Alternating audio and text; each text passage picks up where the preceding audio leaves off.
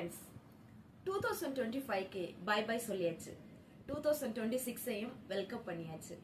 இந்த புதிய வருஷத்தை நமக்கு கொடுத்த தேவனுக்கு முதலாவது நன்றி சொல்லுவோம். நம்ம யோசிச்சுட்டு இருக்கலாம், இந்த வருஷம் எனக்கு என்ன நடக்க போகுது, இந்த வருஷம் எனக்கு எப்படி இருக்க போகுது அப்படின்னு நம்ம யோசிச்சுட்டு இருக்கலாம். என்னதான் நம்ம யோசிச்சாலும் இந்த வருஷம், இந்த புது வருஷம் புதுசா வாங்கப்பட்ட எதுவுமே எழுதப்படாத ஒரு நோட் புக் மாதிரி. எந்த பக்கத்துல என்ன இருக்குன்னு நமக்கு தெரியாது.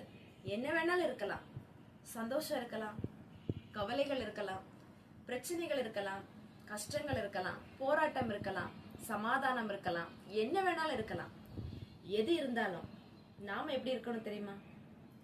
பைபிள் சொன்ன வார்த்தைகளின்படியாக கொரிந்தியர் 16வது அதிகாரம் 13வது வசனத்தில் சொல்லப்பட்டிருக்கிறது, விழித்திருங்கள், விசுவாசத்திலே நிலைத்திருங்கள், புருஷராயிருங்கள், திடன் கொள்ளுங்கள், உங்கள் காரியங்களை எல்லாம் அன்போடே செய்யப்பட கடவது அப்படின்னு. இந்த வசனத்தின்படியாக விழித்திருக்கணும், நாம எப்பவுமே எச்சரிக்கையா இருக்கணும், நாம விசுவாசத்துல நிலைத்திருக்கணும். எந்த சூழ்நிலையா இருந்தாலும் நாம விசுவாசத்துல நிலைத்திருக்கணும். புருஷனா இருங்க, எல்லா சூழ்நிலையையும் அதை சமாளிக்கக்கூடிய ஒரு திறனோடு நாம இருக்கணும்.